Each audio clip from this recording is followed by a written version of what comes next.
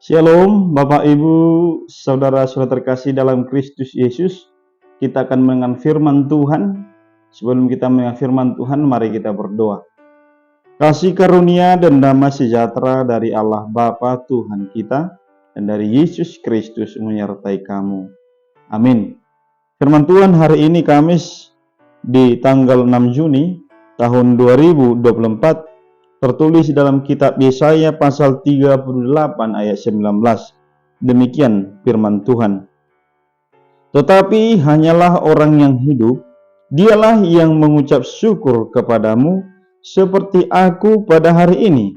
Seorang bapa memberitahukan kesetiaanmu kepada anak-anaknya. Dalam bahasa Batak dikatakan, halak namangului tongon, ima mamujiho songon nahubain nuaing, amai pabotohon hasit tongami tuaka anakna.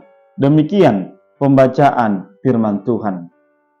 Bapak Ibu yang terkasih dalam Kristus Yesus, rasa syukur itu sangat penting dalam kehidupan kita. Dan Tuhan selalu mengajarkan bersyukur bukan hanya ketika kita mengalami sukacita. Bahkan dalam duka cita pun, bahkan kesedihan, Tuhan menginginkan kita tetap bersyukur. Itulah kelebihan kita sebagai orang percaya. Dalam firman ini, rasa Hizkia bersyukur bagaimana hidupnya ditolong Tuhan. Dia mengalami mujizat, bahkan kesembuhan dari sakitnya. 15 tahun lagi Tuhan berikan umur bagi Raja Hizkia. Itulah rasa syukur yang dimilikinya.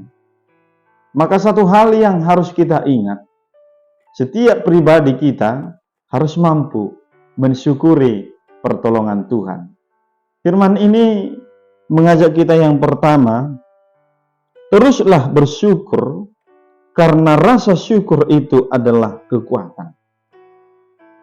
Jadi kita mampu bersyukur bukan hanya karena kita mengalami sukacita atau berkat, tapi ketika kita mengalami kerugian, anak sakit, keluarga sakit, atau bahkan ekonomi menurun, kita jadi lupa bersyukur. Tidak.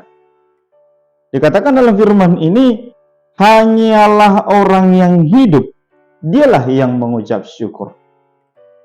Artinya kalau sudah meninggal dunia, tidak ada di sana lagi rasa syukur.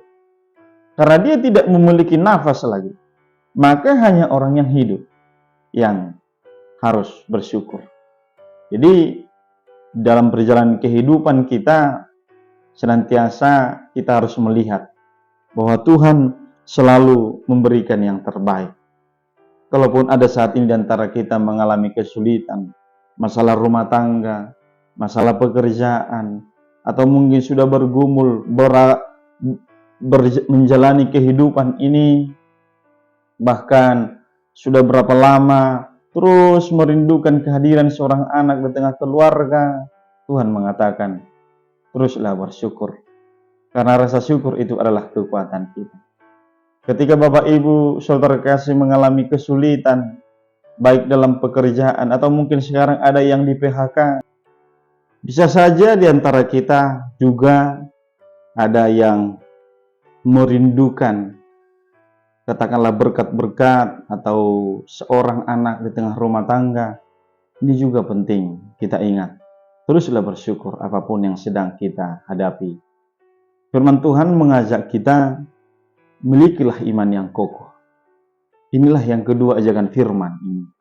Ketika kita memiliki iman, maka kita mampu melihat secara sadar bahwa apa yang terjadi dalam hidup ini tentu ada hikmahnya. Teruslah bersyukur karena Tuhan berkata, barang siapa yang percaya dan di dalam imannya dia terus setia untuk bersyukur kepada Tuhan, maka dia bisa melihat dan memberitakan kesetiaan Allah di dalam hidupnya kepada generasi berikutnya, kepada orang lain dan siapapun. Semoga jangan jemu-jemu bersyukur dan kita terus melihat bahwa setiap hari Tuhan mendatangkan kebaikan bagi kita. Amin, kita berdoa. Terima kasih Bapa di sorga, firman-Mu menguatkan kami menjadi orang-orang yang bersyukur dalam hidup kami. Seperti Tuhan setia melindungi hidup kami, ajarkan kami Tuhan untuk setia kepadamu. Berkati sahabat pendengar channel YouTube ini, agar semakin banyak orang terberkati. Berkati hamba-Mu dalam pelayanan.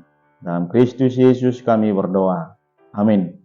Shalom Bapak Ibu, Tuhan memberkati aktivitas kita. Kita semua dalam keadaan sehat. Tuhan memberkati.